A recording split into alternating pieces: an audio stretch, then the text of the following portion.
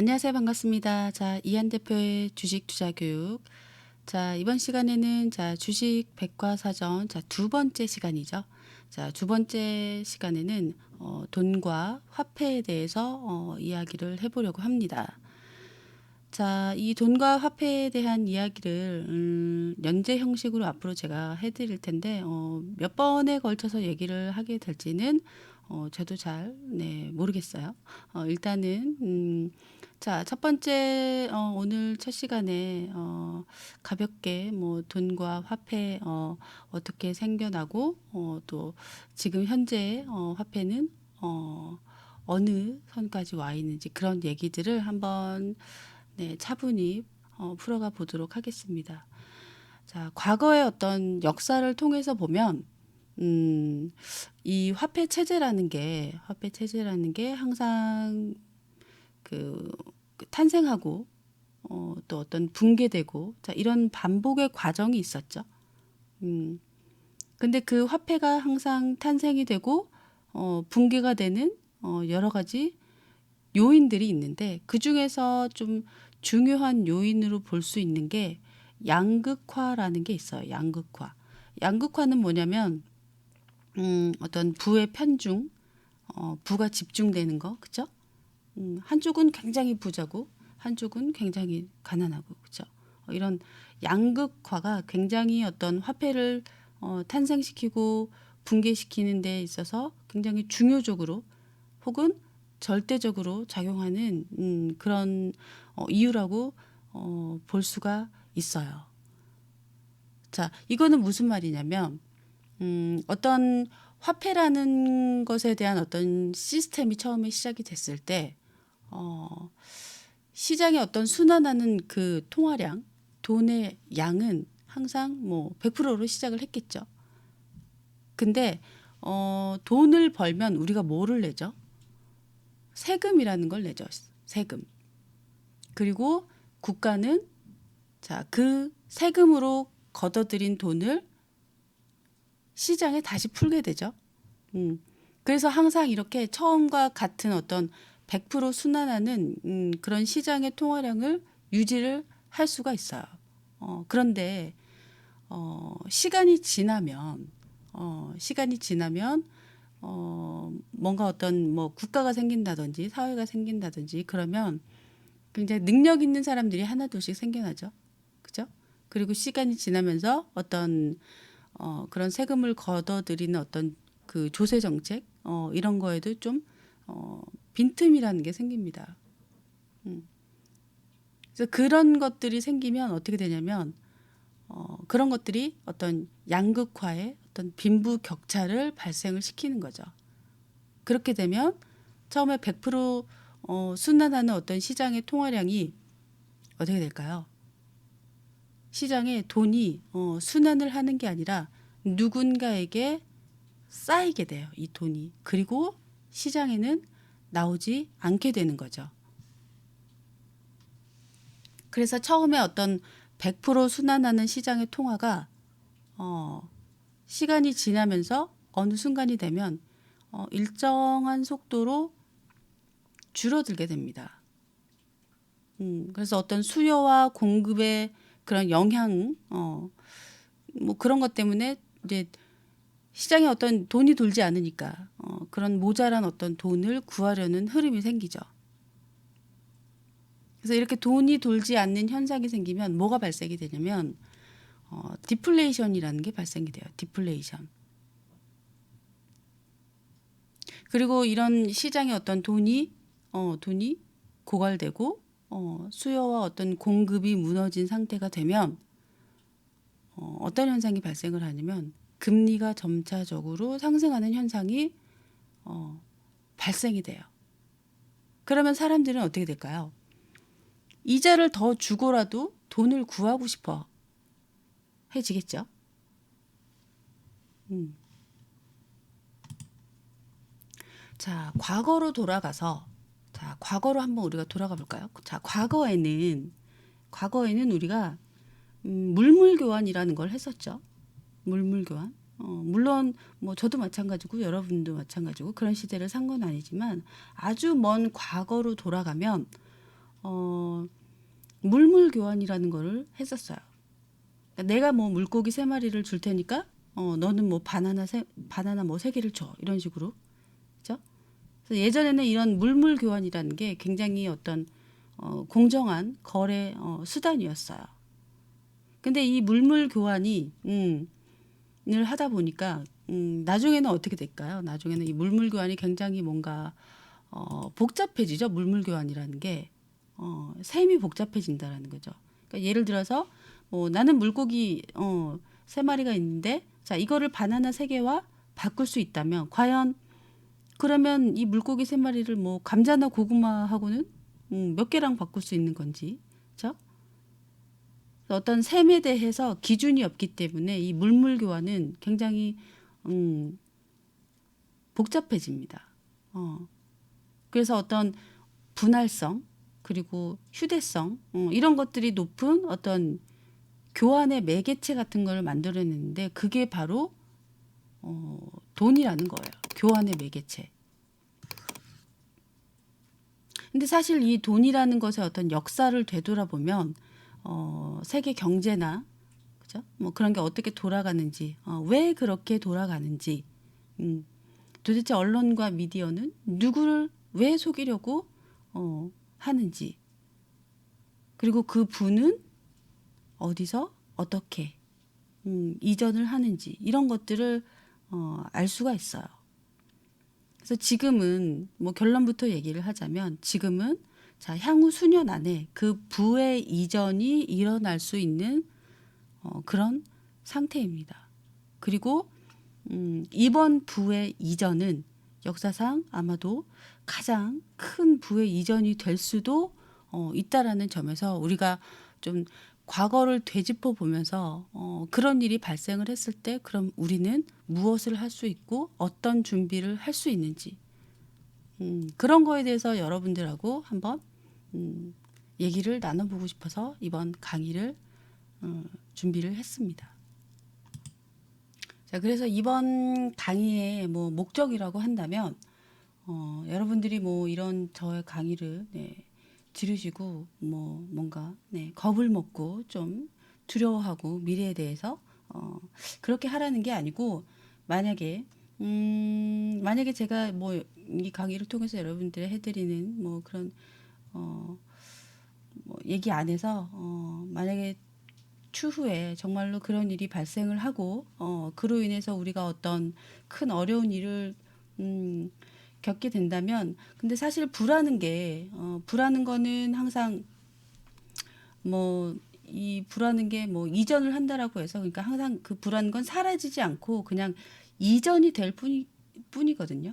그래서 만약에 그런 부의 이전을 하는 그런 과정 속에서 우리가 어떤 어려움을 겪게 된다면 하지만 그 안에서 분명히 또 어떤 기회라는 것도 있기 때문에 그 그런 큰 불을 쌓을 수 있는 그 기회를 우리가 미리 이렇게 좀 과거를 통해서 준비를 할 수 있다면 그렇죠?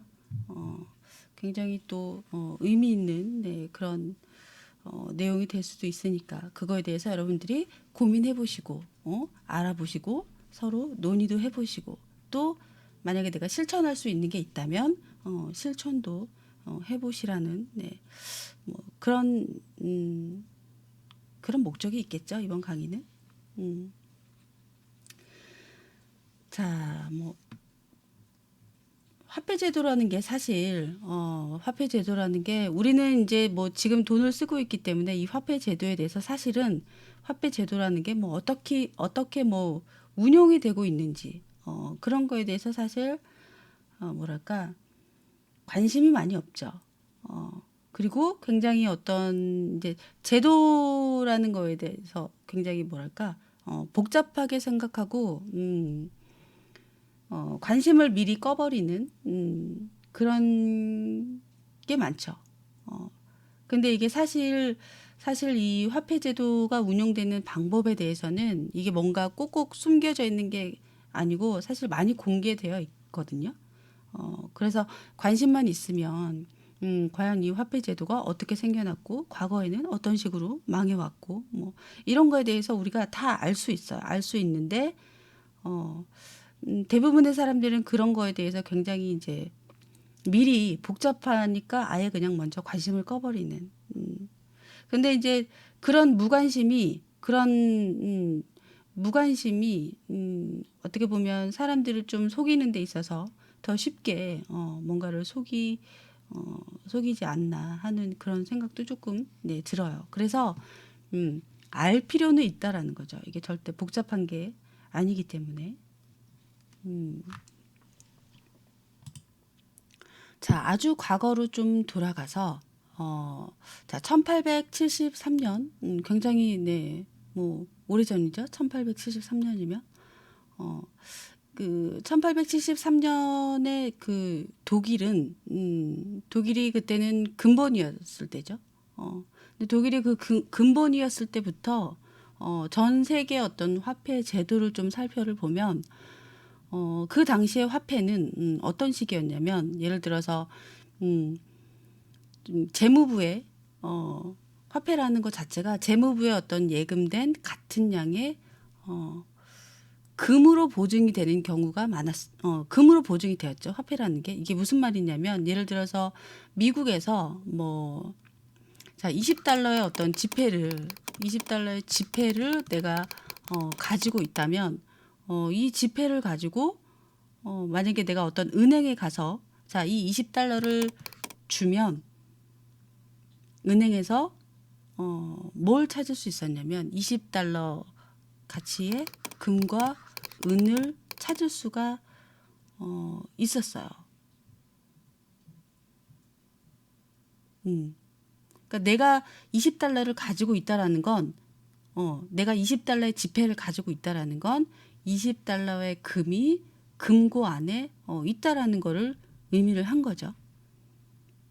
그러니까 화폐라는 게 그때는 보관증 같은 거였어요. 보관증. 그래서 화폐는 말 그대로 뭐다? 화폐는 그냥 종이로 된 화폐일 뿐이에요. 종이로 된 화폐.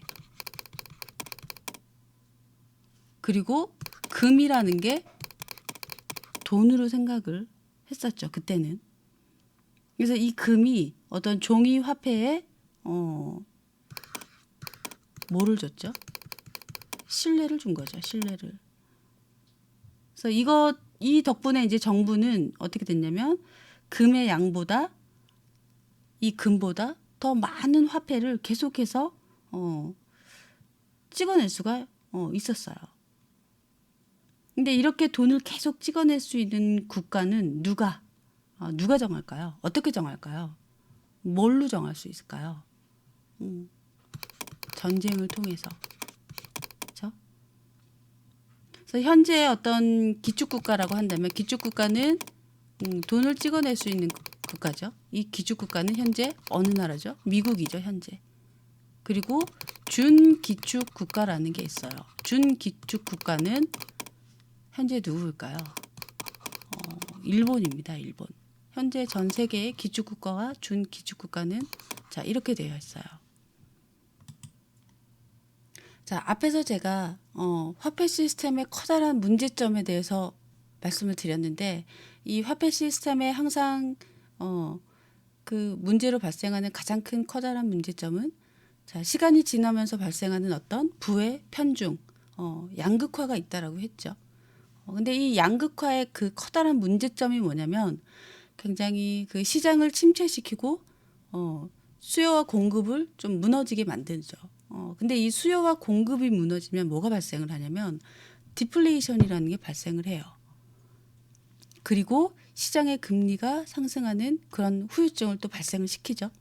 그래서 대표적으로 그 근본위 화폐 시스템 같은 어떤 그 총 화폐량이 좀 일정한 어떤 화폐 시스템에서 이 문제점이 주로 발생을 했습니다. 그리고 돈을 이렇게 대량으로 기축국에서 대량으로 이렇게 푸는 그런 신용화폐 시스템에서도 만약에 계속 돈을 풀지 않으면 일정 시간이 좀 경과를 하면 좀 똑같이 이런 디플레이션이나 어떤 시중 금리가 상승할 수밖에 없는 그런 상황이 발생을 하게 돼요. 그래서 정부가 어떤 이런 뭐 양극화의 그런 문제점을 해결을 하기 위해서 뭘 하죠? 세금 제도를 하는 거죠. 세금 제도는 뭐 때문에 해요? 부를 좀 분배하기 위해서, 그죠? 부의 재분배를 위해서. 그리고 시장의 어떤 원활한 그런 그 통화량을 유지를 하기 위해서 그렇게 노력을 하는 거죠. 그래서 그렇게 함으로 인해서 어떤 그 화폐 시스템을 망하지 않게 좀 수명을 길게 유지하려는 그런 노력을 합니다. 근데 이게 아무리 좀 완벽한 어떤 통화 정책을 가지고 있다라고 해도 이 양극화를 완벽하게 또 막을 수는 없어요. 그래서 금본위 화폐가 뭐 태생적으로 수명이 굉장히 짧죠. 굉장히 짧아요. 이 수명이 짧은 원인은 이 양극화의 어떤 그 속도가 너무 좀 빠르다는 거. 그래서 어떤 그런 화폐 시스템의 어떤 짧은 수명을 좀 업그레이드한 게 지금 우리가 사용하는 신용화폐 시스템입니다. 신용화폐 시스템. 그래서 어떤 좀 뭐랄까 부채를 좀 기반으로 한 어떤 그런 돈을 푸는 거 그런 게 좀 가능한 화폐 시스템이죠. 신용화폐 시스템은. 그래서 양극화의 진행 속도를 돈을 얼마나 많이 풀고 적게 풀고 그거를 조정하면서 좀 그런 양극화의 어떤 진행 속도를 좀 줄일 수가 있게 돼요. 그래서 뭐 최종적으로 이 화폐 시스템의 붕괴를 좀 막고 수명을 좀 길게 하기 위해서는 어떻게 해야 될까요? 양극화의 어떤 진행 속도, 그죠? 이거는 즉 다시 말하면 시장에서 돌고 있는 어떤 화폐량의 어떤 줄어들고 있는 속도, 그죠? 그다음에 시장에 공급되는 통화량의 속도 이런 것들을 길게 만드는 거라고 볼 수 있어요. 자, 그런데 이런 양극화가 문제가 되는 건 뭐냐면 그러니까 뭐 부가 편중된다는 그것도 있지만 시장에 그러니까 누군가의 노력으로 그 시장의 돈이 그러니까 부가 한 곳에 모여서 시중에 돈이 나오지 않는다라는 거죠. 그래서 이 부가 돈은 계속해서 시장에 풀리고 있는데 그 돈이 순환하지 않고 어떤 곳에서 모여들어서 쌓이고 그리고 쌓이기만 하고 시장에 나오지가 않는다는 거예요.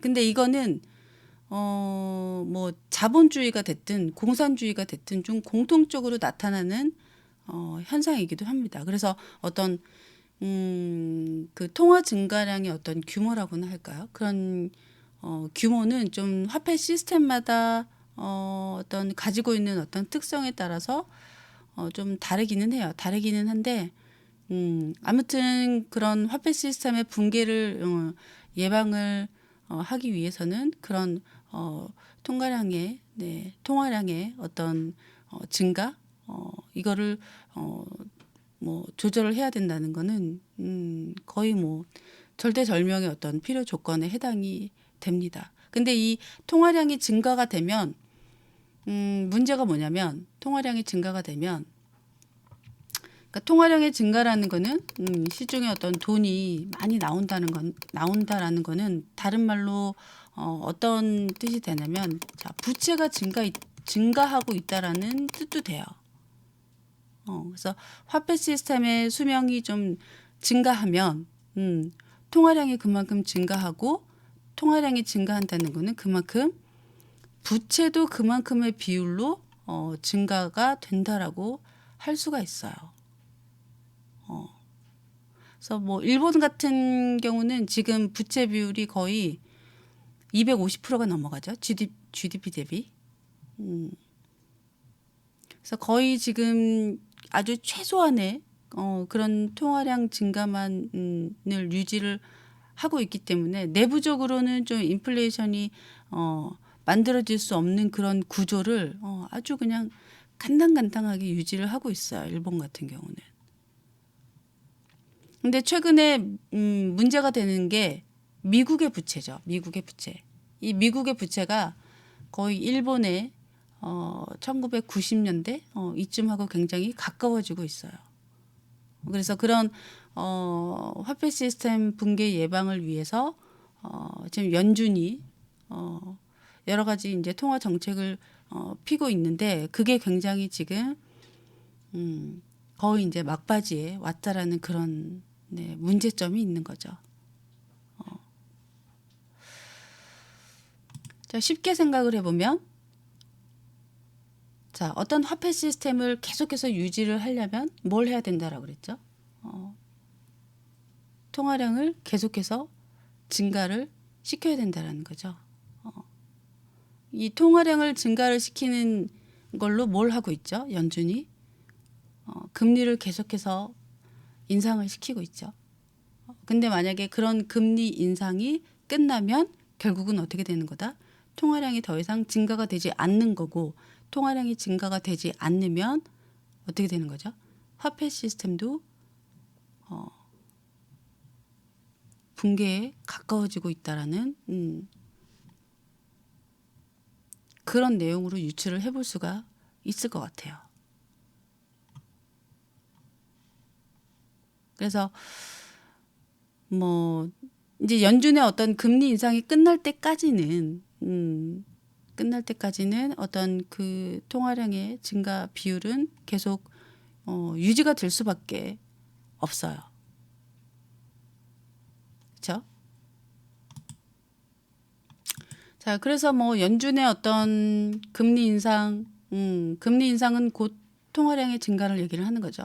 그런 어떤 통화량의 증가 비율과 어떤 기울기 이런 것들에 맞춰서 우리나라 한국은행도 같은 통화 정책을 유지를 하고 있어요. 이 말은 뭐냐면 이 말은 곧 뭐겠어요? 같은 비율로 돈을 풀고 있다라는 거죠. 근데 이제 연준을 따라서 한국은행이 뭐 돈을 뭐 푼다라고 해서 시장의 총통화 증가량 총통화 증가량은 똑같이 되고 있다? 그건 아니에요. 그러니까 통화가 증가되는 거는 어떤 한계선만 최대 한계선만 이렇게 커지게 되는 거라는 거죠. 그래서 한국은행이나 뭐 우리나라 정부나 결국은 연준의 어떤 통화 정책을 반드시 따라갈 수밖에 없습니다. 근데 보통 우리가 뭐 저물가 시대, 고물가 시대 이렇게 나눌 수 있거든요. 저물가 시대, 그다음에 뭐 고물가 시대 이렇게 나눌 수 있어요. 근데 이 저물가 시대는 좀 부동산이나 주식이 하락하는 시기를 저물가 시대라고 하거든요. 근데 이때는 이제 돈을 풀 수 있는 게 뭐가 있을까요? 돈을 풀 수 있는 방법, 통화량을 증가시킬 수 있는 방법은 금리를 인하시키거나 아니면 어떤 뭐 재정 확대 정책을 편다거나, 그렇죠? 금리를 인하시킨다거나, 좀 재정을 어떤 확대시킬 수 있는 정책을 편다거나 아니면 대출을 많이 해준다거나 이렇게 하면 시중에 돈이 많이 돌겠죠. 자, 저물가 시대는 어떤 대통령이 집권을 했을 때죠? 박근혜 정부였어요. 그렇죠? 박근혜 정부가 저물가 시대였어요.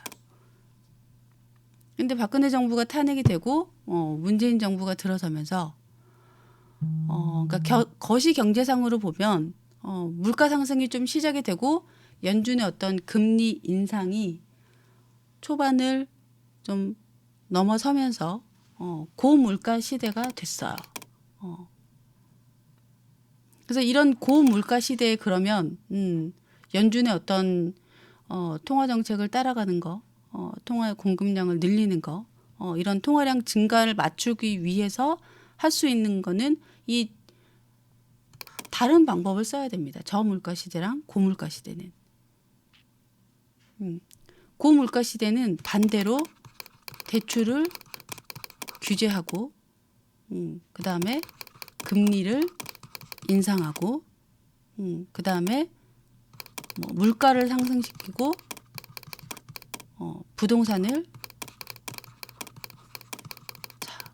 폭등을 시키면서 어떤 통화량을 증가를 시키고 있어요. 그래서 저물가 시대나 이 고물가 시대에 좀 연준의 어떤 그 정책, 통화 정책 이런 것들을 맞추기 위해서 정부가 취하는 정책이 다르다라는 거죠. 뭐 저물가 시기에서는 좀 가장 많이 쓴 건 뭐죠? 이제 대출을 많이 해주는 거, 그렇죠? 대출을 많이 해주는 거. 근데 고물가 시대에서 그러면 통화량을 가장 쉽게 늘릴 수 있는 건 뭐가 있을까요? 이게 중요하죠. 고물가 시대. 통화량을 어차피 연준은 계속해서 앞으로 금리를 몇 번 더 인상을 시켜야 되죠. 언제까지? 2020년까지 인상을 시켜야 합니다. 인상을 시켜서 총 통화량을 증가를 시킬 거예요. 근데 우리나라는 이미 고물가 시대로 접어들었어요. 그러면 이 고물가 시대에 연준의 이런 정책을 동조화시켜서 우리가 따라가려면 할 수 있는 방법은 총 어떤 통화량을 증가시키는 방법은 뭐가 가장 쉬울까요? 부동산을 폭등시키는 거, 그 다음에 주식을 폭등시키는 거. 이 두 가지를 하는 게 가장 쉽습니다. 자, 왜 그러냐? 정부가 대출을 규제하고 있죠. 정부가 대출을 규제를 하면서 시중에 돈을 많이 돌게 하려면 어떤 통화량 증가를 만들 수 있는 방법은 부동산을 상승을 시키거나 주식을 상승하는 방법밖에는 남아있지가 않아요. 그래서 대출 규제가 심해질수록 결국 통화량 증가를 위해서 부동산의 어떤 상승하는 그런 세기나 주식을 상승하는 세기가 커질 수밖에 없습니다. 그래서 금리 인상의 어떤 긴축이 실행이 될 때마다 그러니까 그로 인한 어떤 통화량 감소보다 더 강한 부동산 상승, 더 강한 주식 상승이 와야지 연준의 어떤 통화량 증가 비율을 맞출 수가 있는 거예요.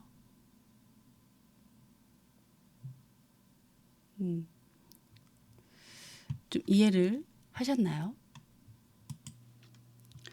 자, 쉽게 돈의 흐름에 대해서 제가 간단하게 설명을 드려보면, 자, 우리가 일을 통해서 돈이 생기면 어떻게 하죠? 돈이 생기면 어떻게 하죠? 은행에 저금을 하죠. 그러니까 예를 들어서 내가 일을 해서 월급을 받아서 자, 이 100만 원이라는 돈을 A 은행에 저금을 했다라고 칠게요. 자, 나는 분명히 이 100만 원을 A 은행에다가 예금을 했지만 이 A 은행에서는 나한테 자, 허락을 구하지 않고 자, 10만 원만 남겨놓고 나머지 90만 원은 다른 사람한테 뭘 해줄 수 있죠? 대출을 해줄 수가 있습니다. 물론 우리가 데이터적으로 내 통장에 100만 원은 그대로 남아 있지만 이게 합법적입니다. 법적으로는. 이런 과정이 계속 반복이 되고 있어요. 그리고 또 다른 누군가가 100만 원을 A은행에 입금시키면 마찬가지로 어떻게 되죠? 10%는 그대로 남겨두고 나머지 90%는 자, 대출을 해줄 수가 있어요. 그래서 이 100만 원은 어떻게 가는 거죠?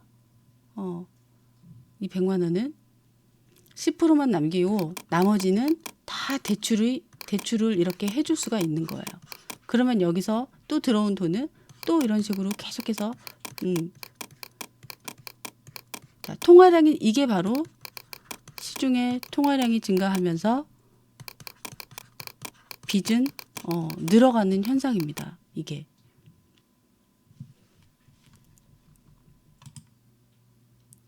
자, 이거를 다시 정리해서 설명을 드리면, 자, 제가 여기서 10%만 남겨둔다 이렇게 얘기를 했는데, 이거는 이제 제가 예를 들어서 이렇게 설명을 드린 거고, 이 남겨둘 수 있는 걸 뭐라 그러죠?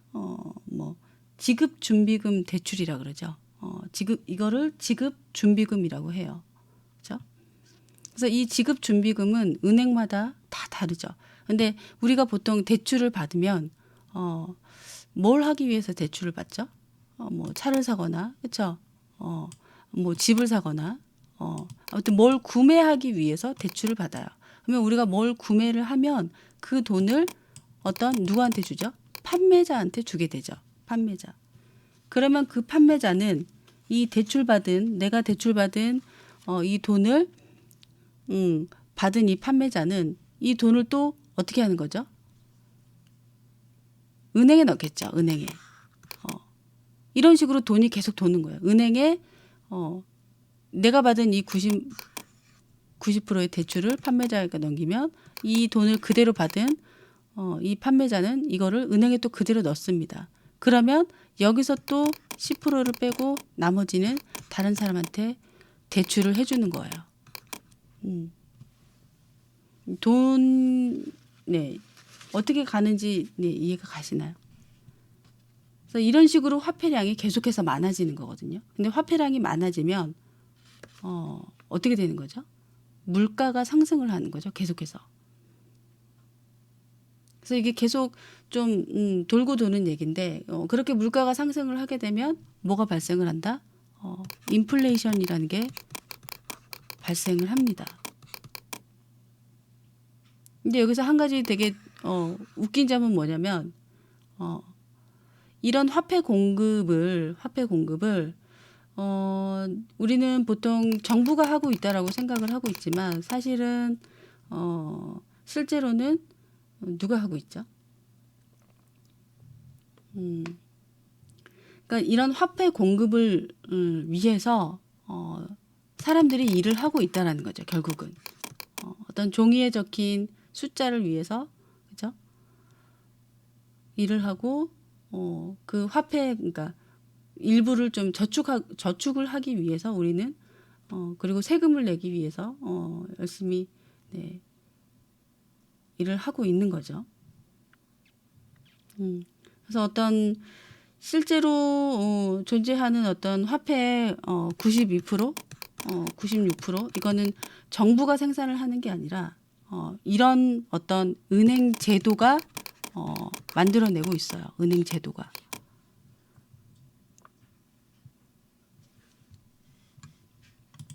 그래서 뭐 결론적으로 얘기를 한다면 이런 식으로 화폐 공급이 많아지고 화폐 공급이 많아지면 통화량의 어떤 공급이 많아지고 그렇게 되면 물가가 계속해서 상승을 하면서 인플레이션이 발생을 하고 더 나아가서는 하이퍼 인플레이션이 발생하고 그렇게 되면 이제 디플레이션이 발생을 하게 되죠. 그러면 어떻게 하겠어요?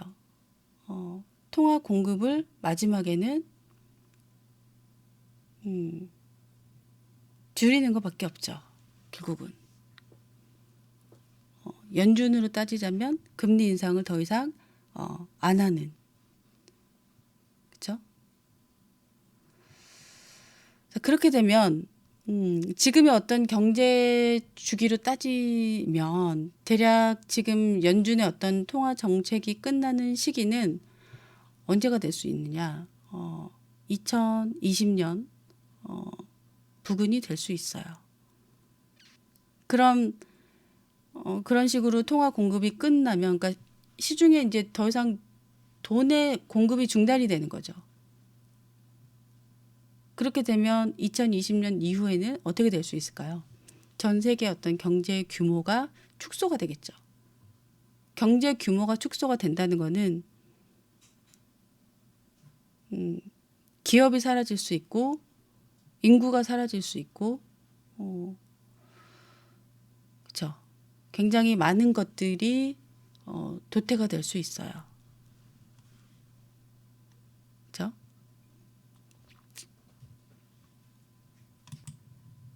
자, 화폐 시스템은 이런 식으로 계속해서 순환을 합니다. 다시 정리를 하면 자, 과거의 디플레이션 화폐는 뭐였죠? 과거에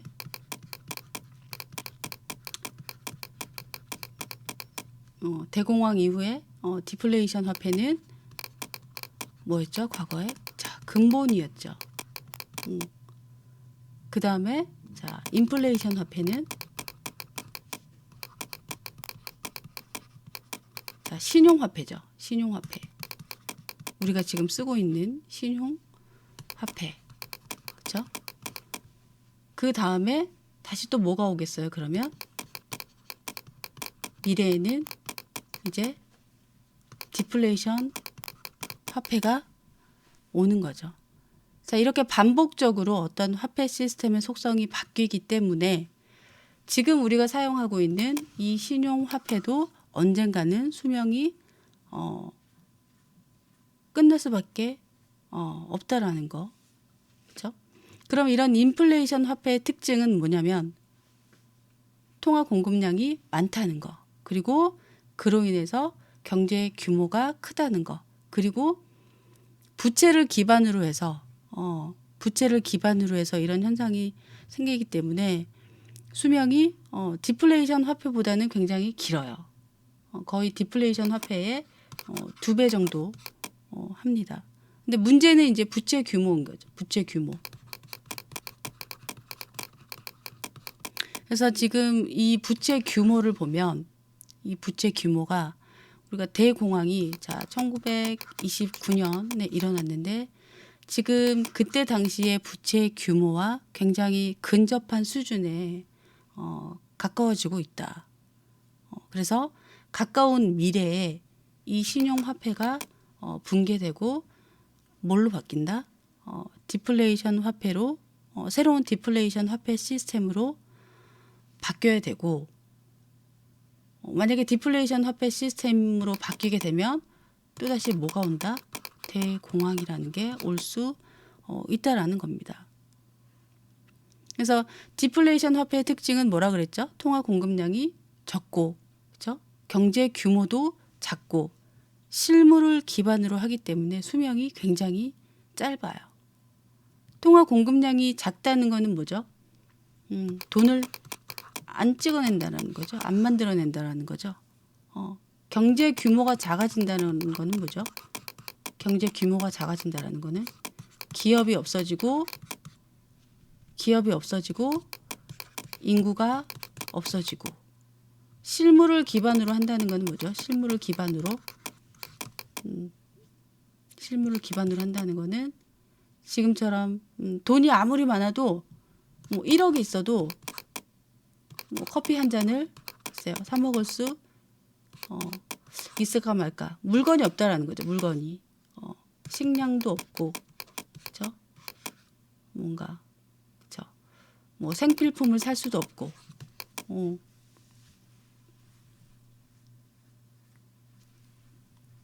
그렇게 디플레이션은 그런 특징이 있는 거죠.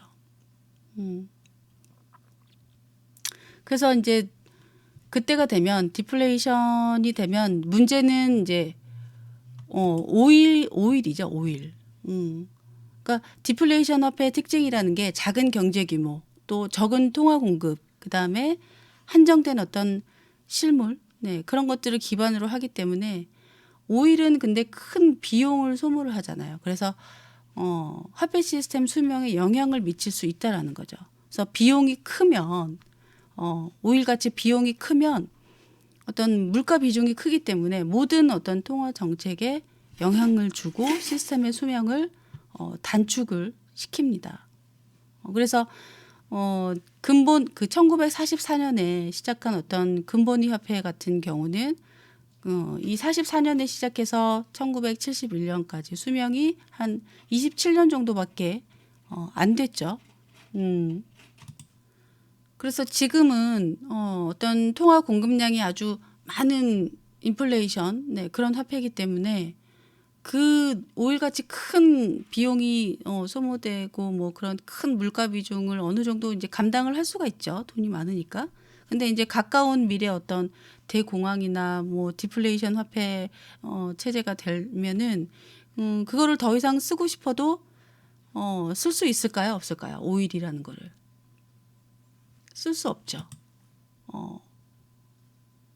그래서 그때가 되면 다른 대체 에너지가 나와야 하는 거고. 그래서 우리는 뭘 준비해야 될까요? 여러 가지 시장에 데이터나 이런 것들이 만약에 지금 쓰고 있는 우리 신용 화폐 체제에서 디플레이션 화폐 체제로 바뀔 수 있다면, 그리고 이런 디플레이션 화폐 체제를 우리가 써야 할 때 발생하는 어떤 시장의 특징들을 우리가 안다라고 한다면, 과연 이 다음 화폐 시스템을 위해서 우리는 뭘 준비를 해야 할까요? 그거에 대해서 알아야 되겠죠.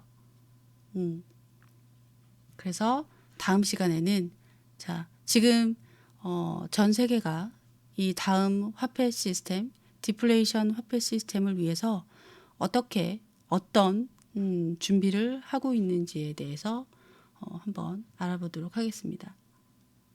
여기서 마치도록 하겠습니다. 감사합니다.